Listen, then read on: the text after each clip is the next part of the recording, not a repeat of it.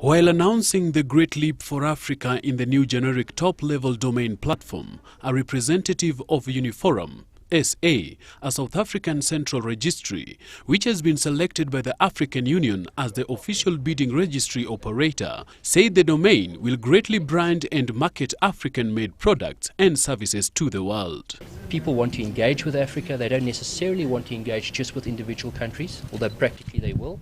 I think as a collective, if we can position ourselves as Africans in a united front, showing people that we are capable and willing to engage with them, we will be able to engage with the foreign investors and businesses out there. Not just for them to provide us services, but for us to provide them services. Kenya Internet Governance Steering Committee, which is a key government advisor on matters concerning internet oversight, is playing a major role within the .Africa project.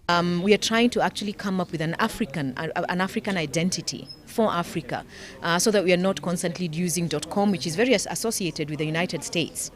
.uk is associated with the UK, even though .uk is actually a country top-level domain, like .ke, while .com is what they call a generic one. It can be used anywhere. So .Africa is also a generic one. There's no specific, it's not associated with a specific country.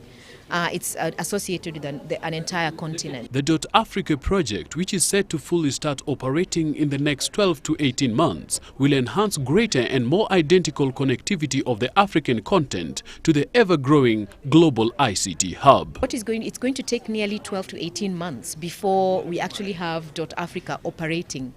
Before the first domain name, in fact, perhaps 20 months, another 2 years before I'm able to, for example, have an Alice .Africa domain name. If they buy into the concept, Africa is going to benefit because those surplus funds are going to flow into African development initiatives, not directed by South Africa, but directed by the foundation, which is a pan-African entity. This announcement comes at a time when Kenya has been identified as one of the fastest growing ICT markets in Africa, bolstered by affordable connectivity, growing ICT innovation hubs, increase in training and experience. Solomon Were, GBS News.